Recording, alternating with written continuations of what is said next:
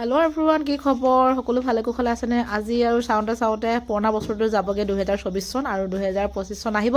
সেয়েহে বিদায় দিবৰ কাৰণে আমি সকলোৱে মিলি এয়া কৰি আছোঁ। কি দেখিছেনে? এইফালে মাছ মাংস একদম ইত্যাদি আৰু গোটেইখিনি নকলেও হ'ব, আপোনালোকে চাই থাককচোন মই কি দেখুৱাওঁ আপোনালোকক।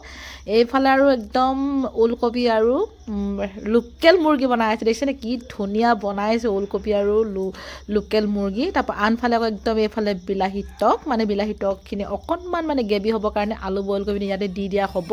আলুখিনি এফালে হেৰি কৰা ভাঙি আছে, এফালে বিলাহী টকখিনি বনাই আছে। আৰু কি বনাইছে আপোনালোকক দেখুৱাই গৈ থাকিম। আপোনালোকে বাৰু এনেকৈ খাইছেনে নাই খোৱা মই নাজানো বাৰু। আমি কি খাইছোঁ আপোনালোকক দেখুৱাবলৈ মই চেষ্টা কৰিম। এইফালে চাওকচোন একদম ইমান ধুনীয়াকৈ মাছ ফ্ৰাই কৰি থোৱা আছে। আপোনালোকে দেখিছেনে বাৰু? এইফালে বাৰে আপোনালোকক একেটাখিনিকে দেখুৱাইছোঁ। এইফালে চাওক আছাম ট্ৰেক্টৰৰ লগত কি বনাব কি নবনায় আপোনালোকে। আছাম ট্ৰেক্টৰ কিন্তু একদম জুইত বনোৱা হ'ব দেই। বাকীখিনি গেছত বনোৱা হৈছে, আছাম ট্ৰেক্টৰ কিন্তু জুইত বনালে বেছি ভাল লাগে, সেইটো কাৰণে জুইত বনোৱা হ'ব। ইয়াত বইল কৰি থৈছে আছাম ট্ৰেক্টৰ দেই গাইজ। আগত একদম এই আছাম ট্ৰেক্টৰটো বইল কৰি ল'লেহে ইয়াৰ বীজাণুখিনি যায়, আৰু প্ৰায় মানুহে বইল নকৰে, কিন্তু বইল কৰিব লাগে। নিমখ অকণমান দি বইল কৰা হৈছে এইখিনি। তাৰ পাছতে আৰু বনোৱা পদ্ধতিখিনি আপোনালোকক দেখুৱাম জুইত, আৰু আপোনালোকে চাই থাকিব। এইফালে আৰু অকণমান গ্ৰেভি কৰিবৰ কাৰণে এইফালে আলুখিনি অলপ ভাঙি দিয়া হৈছে বইল কৰি পিনি। এইখিনি টক বনাব, মাছৰ টক, মাছ বেছি দিয়া নহ'ব, মাছ এপিচ বা দুপিচ, খালি অকল সোৱাদটোৰ কাৰণে এটা টক বনাব। আৰু বহুত ধুনীয়া বনাইছে, আমাৰ দীপে বনাইছে দেই গাইজ। আমাৰ দীপে একদম বহুত ধুনীয়া বনাইছে। কালাৰটো কিমান ধুনীয়া লাগিছে চাওক। একদম সেইখিনি দিয়াৰ লগে তাৰ কালাৰটোৱে বহুত বেলেগ লাগিছে, আৰু একদম আজি বহুত মজা আছে। 2024 চনত আমি বিদায় দিম বুলিয়ে একদম বহুতখিনি আয়োজন কৰিছে। বিভিন্ন প্ৰকাৰ বিভিন্ন ধৰণৰ বস্তু বনাইছে। এইফালে আছাম ট্ৰেক্টৰৰ লগত দিবৰ কাৰণে এইফালে আমাৰ চুমে কাটি মেলি থৈছে ৰঙালাও আৰু লোকেল আলু। গাইজ কি ক'বা, আঠা একদম কাটি থাকোঁতেই এনেকুৱা আঠা লাগিছে।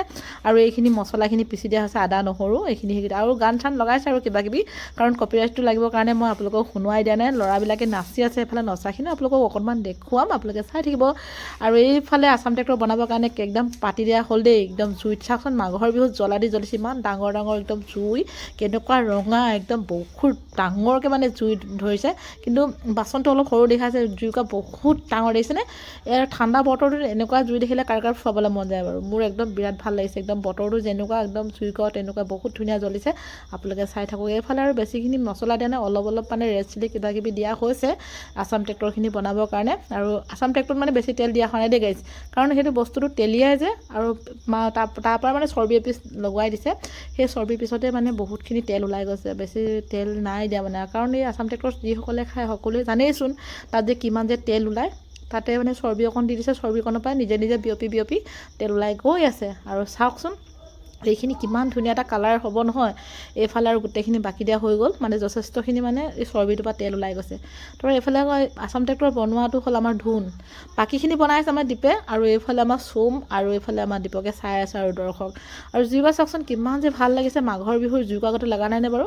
আৰু এইফালে লৰাব পৰা নাই, জুইকুৰা বেছি ডাঙৰ হৈছে, বাচনটো অলপ সৰু হৈছে। এই জুইকুৰাত বহুত ডাঙৰ কেৰাহীখন পাতিব লাগিছিলে, কিন্তু এইটোত আছাম ট্ৰেক্টৰ চবৰে নহয়, চব বিধৰে বনাইছে যে, এবিধে বনালে বহুত ডাঙৰ এটা কেৰাহীত বনালেহেঁতেন, কিন্তু কেইবাবিধো বনাইছে। ইয়াৰো বেছি নহয়, ইয়াৰ আছাম ট্ৰেক্টৰ বেছিখিনি হোৱা নাই, 1 কেজিমান আনিছে, চবেই নাখায়।